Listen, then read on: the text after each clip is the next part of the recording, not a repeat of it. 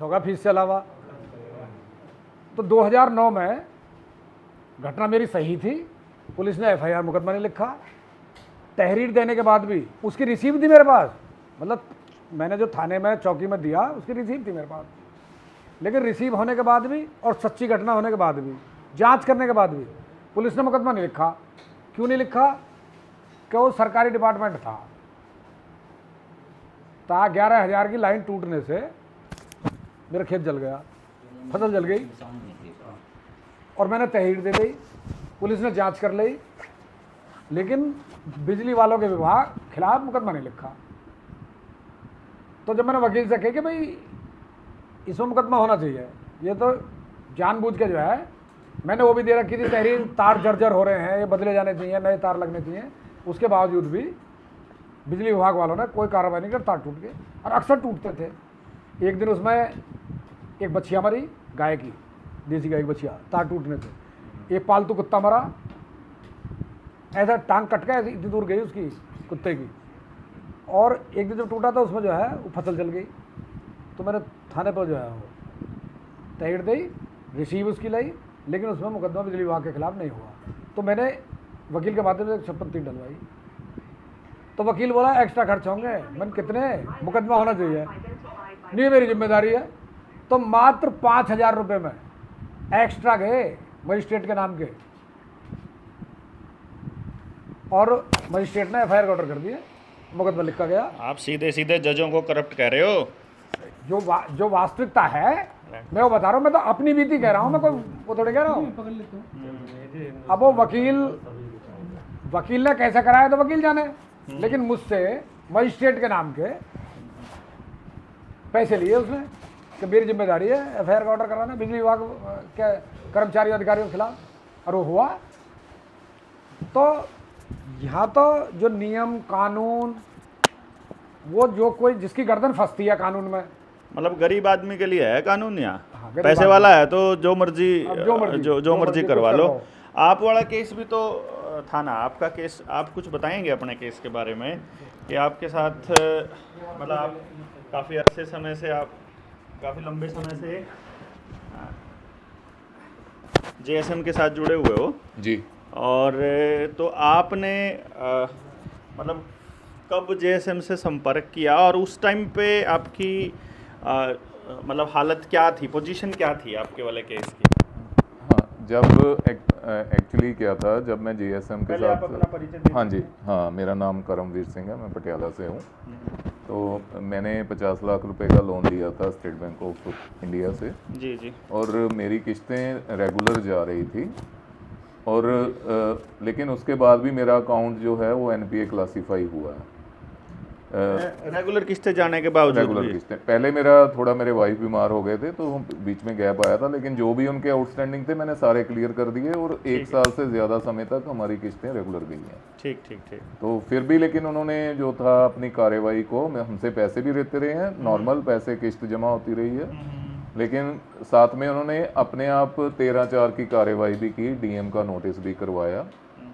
और उसके बाद कोविड आ गया। कोविड के बाद इन्होंने मतलब 8 अक्टूबर 2020 को हमारे घर पे कब्जा कर लिया था फोर्सेबली। अक्टूबर 2020 यानी कि जिस टाइम पे लॉकडाउन लगा हुआ है। लॉकडाउन लगा हुआ था, और हमारी गैर मौजूदगी में उन्होंने ये सारी आप वहाँ थे नहीं उस वक्त? हाँ। फिर उसके बाद हमें मतलब हम बैंक से बार बार बोलते रहे कि भाई आप हमसे जो पैसे बनते हैं आप ले लो, लेकिन वो उन्होंने हमारी नहीं सुनी। हाँ, मतलब वो ये कहते हैं प्रॉपर्टी चाहिए हमको तो। हाँ, मतलब असली जो टारगेट, जो मेरा एक्सपीरियंस है उससे तो यही लग रहा है। हाँ, हाँ। आज भी चल रहा है। फिर उसके बाद इन्होंने मुझे पता चला बैंक ने मेरी प्रॉपर्टी सेल पे लगा दी। ये तो कब? ये 2021 की बात है। 3 मार्च 2021 को हमने हाई कोर्ट में एप्लीकेशन डाली थी, और हाई कोर्ट ने हमें स्टे दे दिया था। ठीक है। तो उन्होंने स्टे दे दिया था। हाई कोर्ट का जो इंटरम ऑर्डर था उसमें साफ लिखा था कि हाँ, इन्होंने पैसे जमा किए हैं और बैंक मान भी रहा है कि इनकी किस्तें रेगुलर आ रही हैं। हाँ। और फिर उन्होंने कोर्ट में ये भी ऑर्डर किया कि आप मतलब एक तो उनसे भी ये बात बोली बैंक को कि भी आप किस्तें एक्सेप्ट करें दोबारा से, और मुझसे कहा गया कि आप बैंक में जाएं और जा करके वहाँ पे किस्त जमा करवाएं। ठीक है। मैं बैंक में गया, मैंने जाके बैंक में उनको इन राइटिंग लिख के दिया कि भाई साहब मैं अपनी किस्त जमा करवाने के लिए तैयार हूँ, आप मुझे मेरा बताइए क्या सिस्टम है, कितना पैसा आउटस्टैंडिंग है इस समय। तो उन्होंने कहा कि हम आपसे कोई किस्त नहीं लेंगे, हमें तो सारा पैसा दो, हमें तो प्रॉपर्टी चाहिए, हाँ, या इन तो राइटिंग नहीं तो प्रॉपर्टी पे कब्जा करेंगे। इन राइटिंग उन्होंने ये बात लिख के दी और वो मामला कोर्ट में चलता रहा। बाद में इस तरह से जो कोर्ट का जो डिसीजन है फाइनल, वो यही है कि कोर्ट ने कहा कि ये सरफेसी है और ये हमारे परव्यू में, हाई कोर्ट कह रहा है कि हमारे परव्यू में नहीं आता है, ये डीसी के अंडर में ही आता है। नहीं, उन्होंने बोला कि डीआरटी और जो दूसरे फॉरम्स हैं वहाँ पे आप जा सकते हैं या बैंक के साथ आप सेटलमेंट कर सकते हैं। तो बट ये ऑर्डर आने से पहले मुझे जेएसएम के बारे में पता चल गया था और मैंने जेएसएम से संपर्क किया। आपकी बराड़ा की ट्रेनिंग थी 2023 के लास्ट में, वो मैंने अटेंड की थी। तो जिस टाइम पे आप ट्रेनिंग में आए थे उस टाइम आपका घर आपके पास था या बैंक के पास था? बैंक के पास था। तो कितने दिन आपका जो मकान है वो बैंक के पास 8 अक्टूबर 2020 को उन्होंने कब्जा किया था, 2023 तो 3.5 साल तक उनके पास रहा। 3.5 साल बैंक वालों का ताला लगा रहा। हाँ बिल्कुल। उसके बाद फिर जब हमने वहाँ पे 14 मतलब जैसे हमने एप्लीकेशंस लगाई, अर्जियाँ, आवेदन लगाए, हाँ जी, तो आवेदन का कोई जवाब नहीं आया हमारे पास। और आरटीआईस लगाई, उनके बारे में, हाँ आरटीआई में ये आया था कि तहसीलदार ने मुझे बुलवाया था और उसने उस पर बाद में उसने बोला कि भी हम बैंक वालों को बुलवा रहे हैं, बैंक वाले नहीं आए।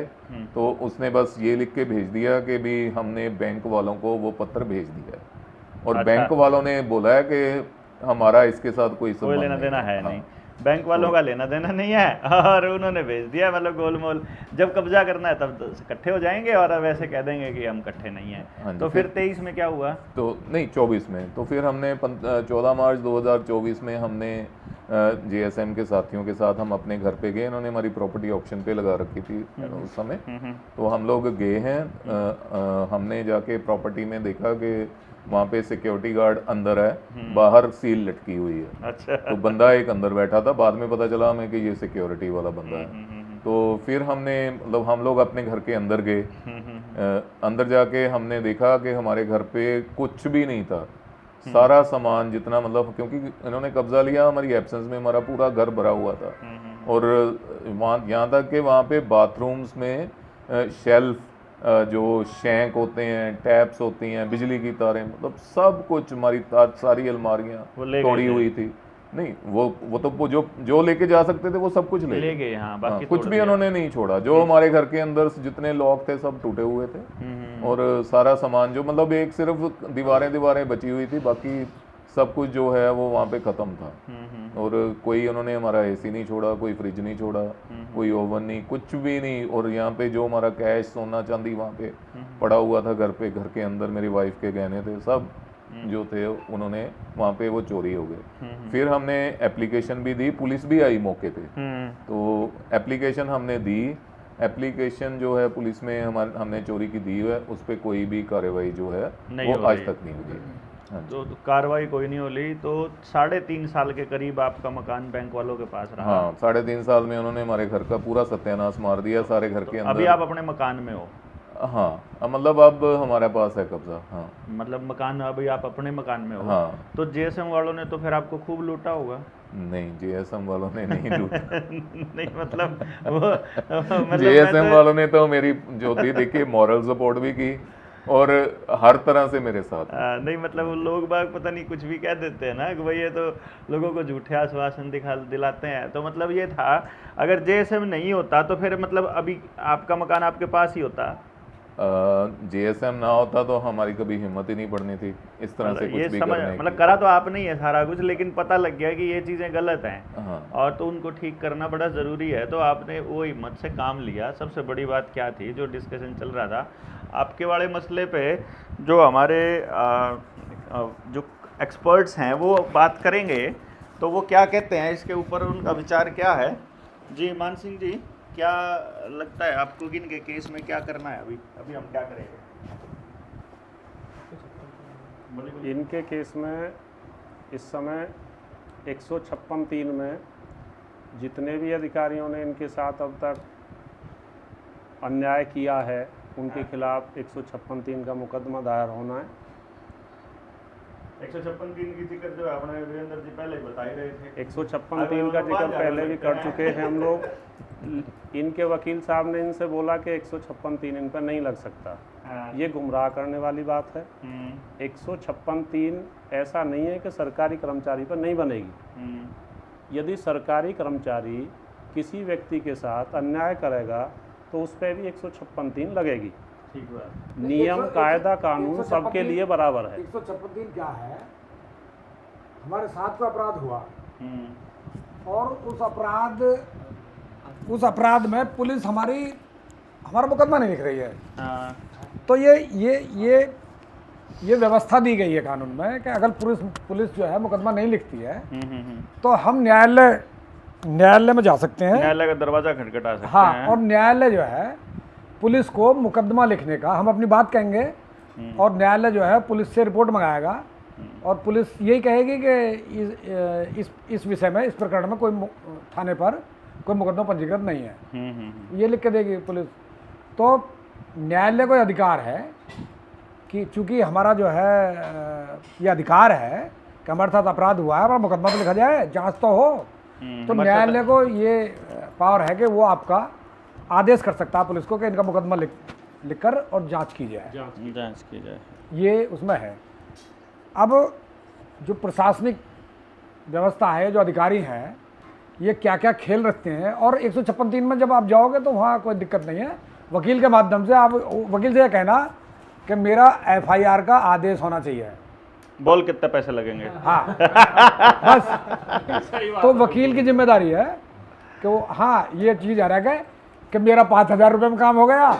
जब वो देखेगा कि भाई ये तो A क्लास अफसर है, वकील देखेगा तो A क्लास अफसर है कि भाई इसके A क्लास अफसर का मामला भी जो है 45 लाख की है, 1 करोड़ की चोरी का है, सोना चांदी जेवरात घर में से बैंक की कस्टडी में होते हुए मकान, और वो चोरी हो गई तो बड़ा मामला है, तो कीमत कुछ ज़्यादा हो सकती है, वो कोई वो नहीं है, तो कोई दिक्कत नहीं है, तो हो जाएगा।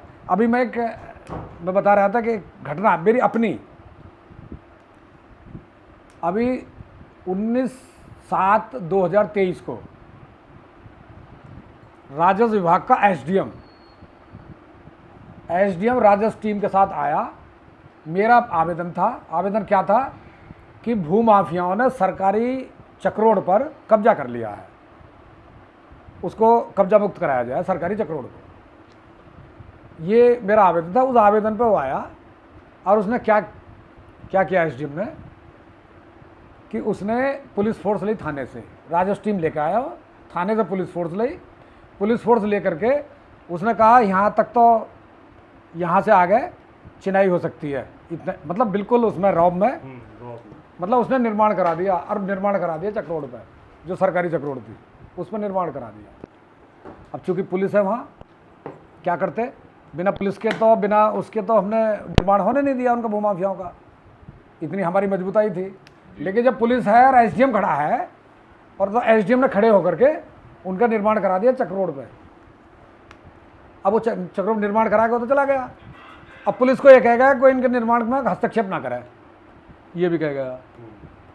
अब तीसरे दिन या अगले दिन मैंने एक RTI लगा दी।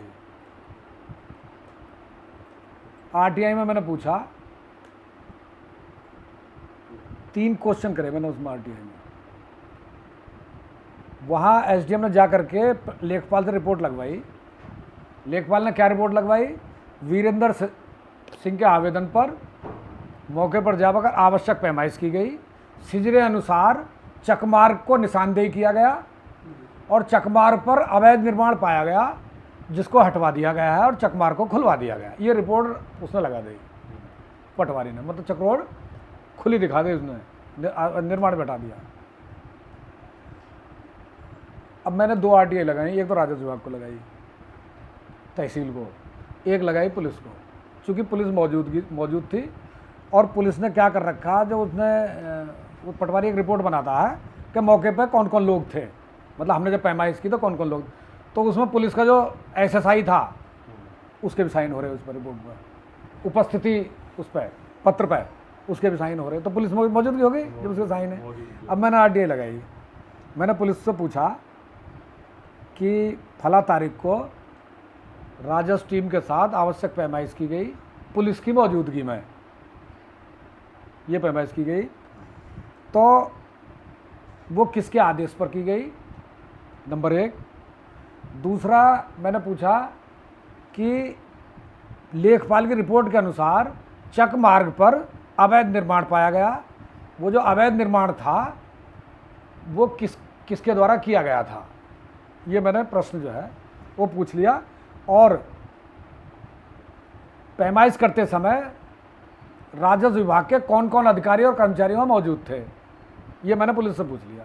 उधर मैंने उससे पूछ लिया, यही सवाल उससे पूछ लिए मैंने कि वहाँ किसके आदेश पर कौन कौन मौजूद थे, और अवैध निर्माण जो हटा दिखाया गया वो किसके द्वारा किया गया, ये मैंने पूछ लिया। तो उसने जो रिपोर्ट लगा रखी थी वही जवाब दे दिया, उसने ये जवाब नहीं दिया कि अवैध निर्माण किसके द्वारा किया गया था। लेकिन पुलिस ने जो RTI का जवाब दिया उसने ये लिखा, नंबर 1, उप जिलाधिकारी तहसील धौलाना राजस्व टीम के साथ थाना हाजा पर उपस्थित हुए, मौखिक रूप से पैमाइश हेतु पुलिस फोर्स मांगी गई, मौखिक रूप से पुलिस फोर्स की मौजूदगी में पैमाइश की गई, पैमाइश के समय कोई अवैध निर्माण हटाया नहीं गया, बल्कि पुलिस ने लिखा बल्कि पैमाइश के बाद नया निर्माण कराया गया, ये उसने लिख दिया। अब दोनों रिपोर्टें अलग अलग हो गई, पुलिस की अलग और उसकी अलग। मैंने दोनों को लगा के, और उस पहली कुछ कार्रवाई उन्होंने ऐसी कर रखी जिससे बिल्कुल जो है, एक पुलिस ने 145 की रिपोर्ट भेजी थी। 145 ये होती है कि कोई विवादित ज़मीन हो तो उसको SDM को अधिकार है उसे यथास्थिति बनाने का, भाई जब तक ये तय ना हो प्रॉपर्टी किसकी है, जब तक इस पर कोई हस्तक्षेप नहीं करेगा। तो पुलिस ने झगड़ा ना हो इसलिए 145 रिपोर्ट भेज दी। वो SDM ने, पुलिस ने ये दिखा दी, जो विपक्षी पार्टी थी उसके आवेदन पर 145 रिपोर्ट उसके आवेदन पर भेज दी। जब वहाँ गई तहसील, SDM ने क्या किया, SDM ने एक रिपोर्ट बनवाई, क्योंकि तो मेरा वो पैसे ले रखे थे उसने, SDM ने ले रखे थे पैसे दूसरी पार्टी से, उसने एक रिपोर्ट बनाई, उस पर कानून से लिखवाई कि मौके पर जांच की गई और वो जो विवादित भूमि है वो उस पर वर्तमान में कब्जा जो है विपक्षी जो था उसका दिखा करके कि उसका कब्जा उस पर है। तो SDM ने क्या किया, बिना न्यायालय में दर्ज करनी चाहिए थी, वो न्यायालय में दर्ज नहीं करी। 145 की रिपोर्ट न्यायालय में दर्ज करनी चाहिए और दोनों पक्षों को बुलाना चाहिए था, दोनों पक्षों के कागज़ देखने चाहिए थे, लेकिन उसको उसने मुझको नोटिस नहीं किया। और उसी के आवेदन उसने लिखा, उस पर एक कलम लगाई अपने हाथ से, हैंड राइटिंग से, विपक्षी फला का अपनी आराधी पर कब्जा सिद्ध है, कब्जा सिद्ध है, इसलिए 145 की कार्रवाई करने का कोई औचित्य नहीं बनता। वो खारिज कर दी उसने, बिना दर्ज किए न्यायालय में, और अपनी कलम से कर दी। अच्छा, उस पर मैंने RTI डाल दी कि वो जो विवादित प्रॉपर्टी है उसमें विपक्षी का, उसने SDM ने लिखी ना, अपनी आराजी पर कब्जा सिद्ध है। मैंने उसमें लिखा कि विपक्षी जो है उसका नाम लिख करके कि इस प्रॉपर्टी में इसका कभी नाम रहा है, इसके पिताजी का नाम रहा है, इसके बाबा का नाम रहा है। उसमें रिपोर्ट आ गई, न इसका नाम, न इसके पिताजी का नाम, न इसके बाबा का नाम कभी रहा ही नहीं है। अब वहाँ SDM फंस गया और मैंने लगा के कमिश्नर को जो है वो दे दी कि ये पूरी लिख करके, कमिश्नर ने ऑर्डर कर दिया जांच के DM को, DM ने जो है वो उसी तहसील को भेज दी। जब मुझे पता लगी कि तहसील को भेज दी, मैं फिर कमिश्नर के पास गया, मैं साहब ये जो आरोपी हैं मेरे आवेदन में, क्या आरोपी जांच कर सकता है उसकी? बोला आरोपी कैसा कर सकता है? मैंने कि जी वही SDM और उन पर ये जांच भेज दी। बोला मैंने तो DM को लिखा था, मैंने कि DM साहब ने वहीं भेज दी। बोला अच्छा आप क्या चाहते हो? मैंने कि जी आप अपने स्तर से किस अधिकारी नियुक्त करें, फिर उसने लिखा जिलाधिकारी हापुड़, प्रकरण की जांच एडीएम उससे अपर जिलाधिकारी से कराएं। अब डीएम ने जांच दे दी उसको, जांच आई जनवरी 2024 में एडीएम के पास। जनवरी 2024 से सारे प्रूफ डॉक्यूमेंट ही हैं, मतलब कागजी सबूत हैं, इतने पुख्ता और मजबूत सबूत हैं, लेकिन उसमें एसडीएम फंस रहे हैं 3। इसलिए जांच आगे सरकेगी नहीं। नहीं पूरी अब वहाँ मतलब 1.5 साल से ऊपर हो गई जांच होता है। अब मैंने एक आवेदन लिख दिया डीएम को, मैंने कि ये जो है पुलिस अपनी कार्रवाई नहीं कर रही, पुलिस भी कार्रवाई नहीं कर रही है, राजस्व विभाग भी कार्रवाई नहीं कर रहा, इसलिए मुझे सरकारी वकील उपलब्ध कराया जाए जिससे मैं न्यायालय में जाकर के क्रिमिनल और सिविल वाद दायर कर सकूं, क्योंकि सरकारी चक्र है मेरी नहीं है, मैं क्यों करूं। उन्होंने बेच दी वो। अब डीएम ने जो एप्लीकेशन देखी, अब डीएम जो है, डीएम ने पहले तो पढ़ी, बोला ये आपने लिखी है, मैंने लिखी है। बोला अच्छा, बोले सरकारी वकील, मैंने कहा हाँ जी बिल्कुल, जब पुलिस अपना काम नहीं कर रही तो मैं तो न्यायालय जाऊंगा। तो लेखक है और मेरे पास। और राजस्व विभाग जो है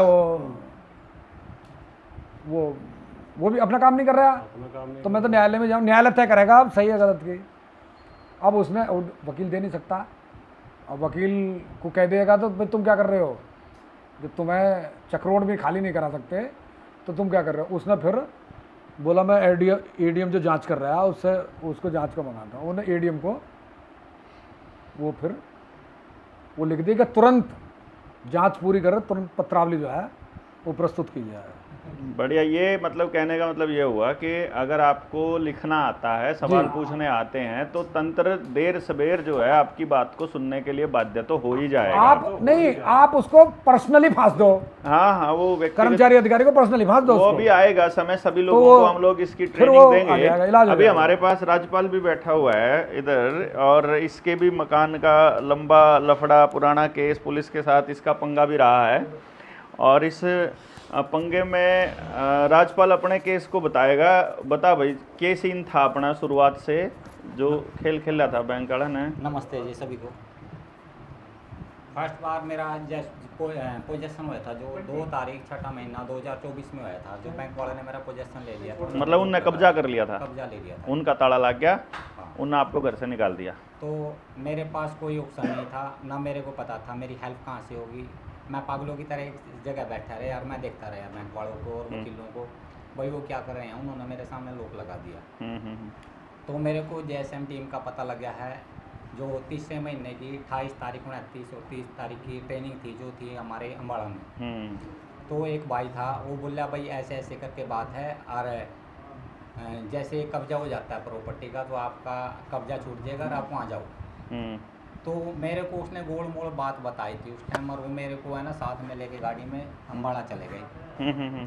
तो अम्बाड़ा जाके मेरे को जब पता लगा, मैंने फर्स्ट बार ट्रेनिंग ली, दूसरे दिन ली, तीसरे दिन लगी। तो तीसरे दिन मेरे को पता लग गया भाई ये तो बैंक वाले सारा ही फ्रॉड कर रहे हैं। तो क्या होया, मेरी हिम्मत नहीं हुई भाई मैं अपनी प्रॉपर्टी का लोग तोड़ लूँ। उसके जस्ट ही ये बरसी वाली आगे ट्रेनिंग जो 7 दिन की थी, मैं 7 दिन वाली ट्रेनिंग में फिर चला गया वहाँ सहारनपुर 7 दिन की ट्रेनिंग फिर ली। वहाँ पे मेरे साथ जैसे हुआ, वहाँ पे मेरी तबीयत ख़राब होगी। 7 दिन का टाइम पार करना मेरे लिए औखा हो गया वहाँ पे, लेकिन मैंने 7 दिन की ट्रेनिंग पूरी ली। तो वहाँ पे जैसे लास्ट डे था 7वें दिन, मैं डॉक्टर साहब से बोल के आया, मिलते के भी आया लास्ट में, भाई मैं आज जाके अपनी प्रॉपर्टी का लोग तोड़ूंगा। डॉक्टर साहब कौन सा डॉक्टर साहब? डॉक्टर साहब बलारा जी बड़े भाई जी। तो डॉक्टर साहब बोले आज हिम्मत आ गई तेरे में? मैं हाँ आज मैं तो लोग तोड़ूंगा जी जाके। मैं कहा घर पे बाद में जाऊंगा, पहले मैं अपनी प्रॉपर्टी का लोग तोड़ूंगा। तो मेरी जो प्रॉपर्टी थी बाहर थी रोड पे, जो कि उन्होंने 2 दुकानें सील की हुई थी मेरी। तो उस टाइम जैसे ये प्रॉपर्टी का पोजेशन वास्ते इन्होंने मेरे को नोटिस दिया था, तो मैं वो नोटिस लेके और डीसी साहब के पास गया था, भाई डीसी साहब जी आपसे इन्होंने मंजूरी ली है जो कि आपने लोक लगाना है, तो इसके लिए मेरे को अपने डॉक्यूमेंट्स चाहिए सारे, जो भी इसने मेरे को बैंक ने मेरे से लिए हैं या इसने मेरे को लोन दिया, इन्होंने मेरे साथ में क्या फ्रॉड किया था, इन्होंने जो मेरा लोन किया था वो लोन किया था 15 तारीख 7वां महीना 2022 में। और इन्होंने जो मेरे को जैसे वैल्यू दी थी अपने लोन की राशि, वो दी थी मेरे को 12वें महीने में। 15 तारीख 7वें महीने की बजाय 15 तारीख 12वां महीना 2022 में दी, यानी कि 5 महीने बाद मेरे को इसने वैल्यू दी थी। और इन्होंने जो किस्तें थी वो रेगुलर चालू कर दी उसी टाइम से, 7वें महीने से। तो जब मेरे पास में पैसे ही नहीं थे तो मैं कैसे अपनी वैल्यू देता, या जैसे अपनी किस्तें थी कहाँ से अदा करता। उसके अंतराल पे मेरी इन्होंने बाउंस दिखा के और मेरी प्रॉपर्टी पे कब्जा किया। तो उसमें क्या होया, जैसे भी मैंने JSM की जब भी कहीं भी ट्रेनिंग होती मैं रेगुलर जाता रहा, कहीं भी पोजीशन होता वहाँ भी जाता रहा। तो उसमें मेरा नॉलेज इतना बढ़ गया, जैसे कोई पुलिस महकमा है, DC है, SP है, मैं अब किसी से नहीं डरता। समझ में आ किसी गया। भी एप्लीकेशन है मैं किसी से नहीं डरता। मेरे पास पुलिस आती है, वहाँ चाऊँ चाऊँ करती है आके, गाड़ी मेरे बाड़े आगे खड़ोती है, मैं उसके एक ही बात बोलता हूँ, तेरी समझ नहीं आ रही क्या। उसका नाम रमेश है, 292 केस में मेरी FIR हुई है इसके पास। मैंने क्या काम किया, उसकी 2 बार एप्लीकेशन लगा ली, तीसरी बार भी लगा दी। अब वो क्या कह रहा है, पुलिस वाले की। पुलिस वाला कहता है राजपाल तू मेरे को तंग कर रहा है, मैं पास हूँ, तू मेरे को परेशान कर रहा है, मेरे पास कोई रास्ता नहीं है, ठीक है, अब मैं तेरी एप्लीकेशन लगाऊंगा आगे से आगे है। तो बोला अब कितनी जगह लगा रखी है, मैं 3 जगह हो रहा अभी। तो बोले हैं, वो बेचारा बिल्कुल चुप। अब वो नहीं आता मेरे पास में, अब आएगा सिर्फ वहाँ खड़े होएगा या फ़ोन करेगा ओनली। तो उसमें क्या होया, जैसे मेरी FIR हुई थी उस टाइम उसने मेरे पास में 5 धाराएं लगाई थी। उसमें लगाया था क्या भाई, आपने षड्यंत्रकारियों के दौरान अपने साथियों के साथ JSM टीम के साथ में मिलके और आपने लोग तोड़ा है। उस टाइम मेरे से गलती ये हुई थी, मैं और भाइयों के भी कह रहा भाई उस टाइम वीडियो मत बनाया करो, मेरे साथ में होया पंगा। तो उन्होंने क्या काम किया, वो वायरल कर दी मेरी वीडियो और उन्होंने कैच करके वो एक चिप में भर ली। और अब जहाँ केस चला वो उठा के वकील के सामने या फिर जैसे जज साहब होते हैं उनके सामने उठा के मेरी है ना रिकॉर्डिंग चला देते हैं वीडियो वाले। मेरे साथ में ऐसे हो रहा पंगा।